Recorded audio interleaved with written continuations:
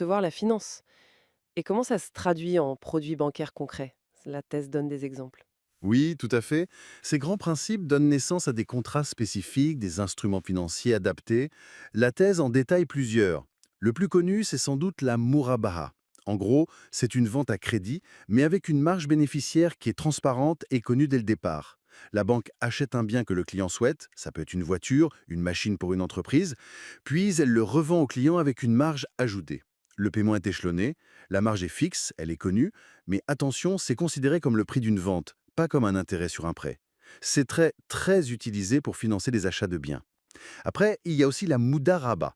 Là, c'est un contrat de partenariat. La banque apporte le capital et un entrepreneur apporte son savoir-faire, son projet, son travail.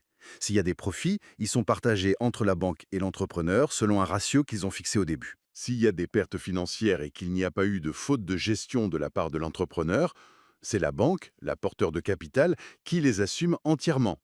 L'entrepreneur, lui, dans ce cas, il perd son temps et son travail. C'est un vrai partage du risque lié à l'entreprise. C'est intéressant comme logique. Ça encourage peut-être davantage les projets qui sont vraiment viables, non? C'est un peu l'idée, oui. Ensuite, on trouve l'Ijara. Ça ressemble beaucoup à un leasing, une location. Souvent, c'est une Ijara Waiktina, une location avec option d'achat. La banque achète un bien, un logement, un équipement industriel, elle le loue au client sur une période déterminée et à la fin de cette période, le client devient propriétaire du bien. C'est une alternative au crédit immobilier classique. Et enfin, il y a la Musharaka. Ça, c'est une sorte de société en participation. Plusieurs partenaires, ça peut être la banque et le client ou plusieurs investisseurs, mettent du capital en commun dans un projet ou une entreprise. Ils partagent ensuite les profits et les pertes, en général proportionnellement à leurs apports en capital, et souvent ils participent ensemble à la gestion du projet. Murabara, Mudaraba, Ijara, Musharaka. D'accord. Ce sont vraiment des outils qui sont conçus autour de ces principes de partage d'actifs réels. Tout à fait.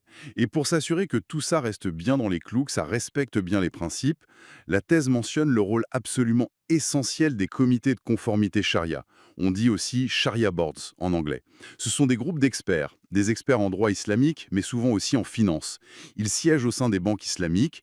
Leur travail, c'est de vérifier, de valider chaque nouveau produit, chaque contrat type, chaque opération importante, pour être sûr qu'il n'y a pas de riba caché, pas de garar excessif, pas de maïsir. C'est une sorte de contrôle éthique intégré à la banque. Une sorte de garde-fou interne, en quelque sorte.